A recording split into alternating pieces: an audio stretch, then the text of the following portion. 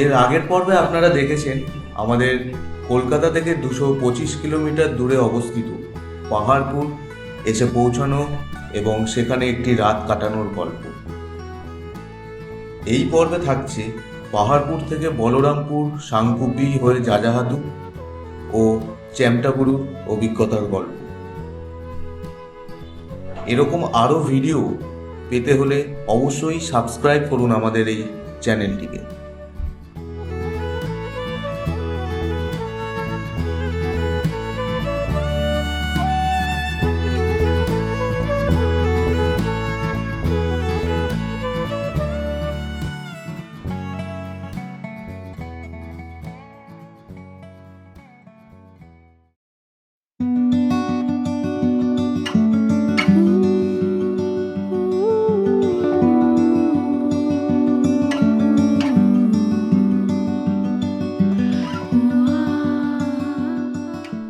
দিনটা ছিল 6 সেপ্টেম্বর, বুধবার।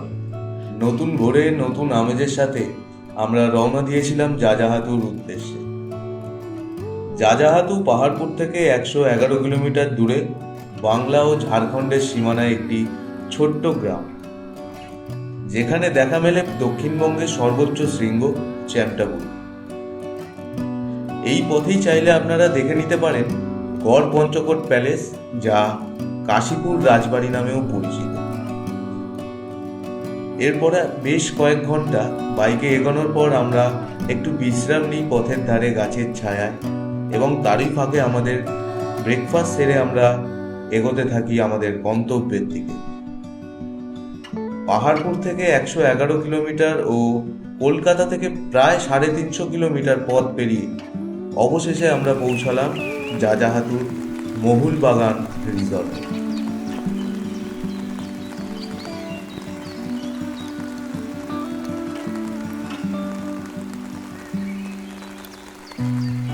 এবার পালা ছিল মধ্যাহ্ন ভোজনের।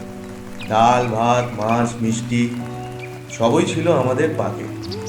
অনবদ্য পরিবেশন ও চমৎকার স্বাদ ছিল তারিফ করার মতো। এরপর আমরা বেরিয়ে পড়েছিলাম যাজাহাতুকে এক্সপ্লোর করতে, একটু চারপাশটা ঘুরে দেখতে, যা ছিল এক কথায় অনবদ্য।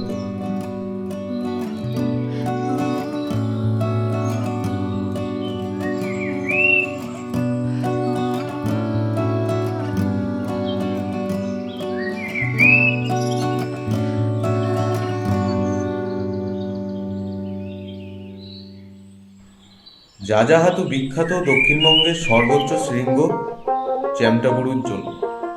এছাড়াও এখানে আছে কজাগুরু, ঝরিয়া পাহাড়, পলাশ পাহাড়। ইচ্ছে করলে আপনি এগুলো সবই একটি রাতের মধ্যেই দেখে নিতে পারেন। পাহাড় জঙ্গলের ফাঁকে ফাঁকে কাশফুল ও তার সাথে চ্যাপ্টা মাথাওয়ালা চ্যামটাবুরু আপনাকে মুগ্ধ করবে। আদিম প্রকৃতি তার সমস্ত সৌন্দর্য যেন এখানেই সাজিয়ে রেখেছিল। শুধু পাহাড় জঙ্গল নয়, বাঁধও রয়েছে এই যাজাহাতুতে। তারই একটি হলো এই লায়েক ড্যাম। শান্ত জলে ঝরিয়া, গজাবুরু, চ্যামটাবুরুর ছায়া, সাথে সবুজ ঘাসে ঢাকা খোলা প্রান্তর যেন আমাদের মন্ত্রমুগ্ধ করে রেখেছে।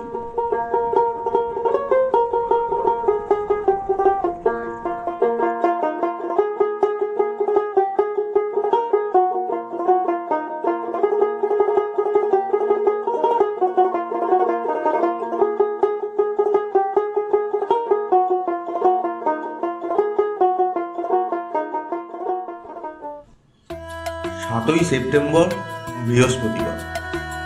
যাজাহাতুতে আমাদের দ্বিতীয় দিন।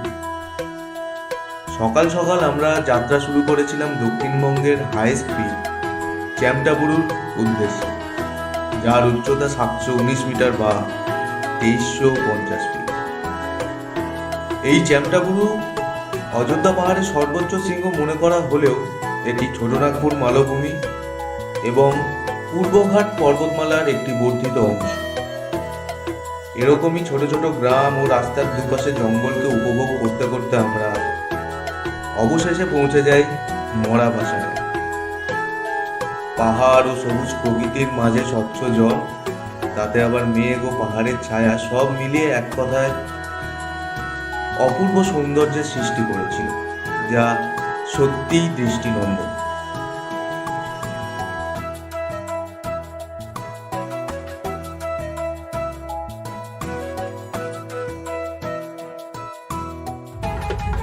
এই ড্যামেরই পাশ দিয়ে আমরা ধীরে ধীরে উঠতে শুরু করি চ্যামটাবুরুর দিকে।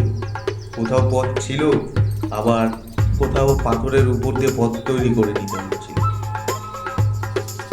চলতে চলতে মাঝের মধ্যে একটু থেমে থেমে আমরা শুনে নিচ্ছিলাম প্রকৃতির শব্দ, পাখিদের কলতান।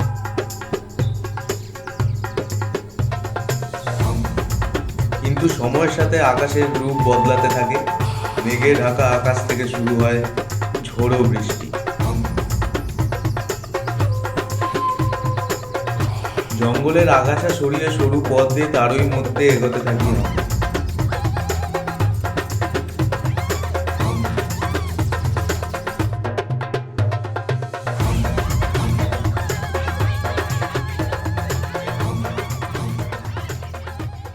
ঘন জঙ্গলে আমরা বারবার হারিয়ে যাচ্ছিলাম নীল সবুজের ঘন ঘটায়। মন চাইছিল বিলীন হয়ে যেতে এই সবুজের মধ্যে। ক্রমশ বৃষ্টি বাড়তে থাকে। আরো কিছুটা চড়াই পর আমরা দেখা পাই খয়রা বেড়া ড্যামের। এ এক বিরল দৃশ্য, যা স্মৃতি হয়ে থাকবে আমাদের এই যাযাহাতু ভ্রমণের।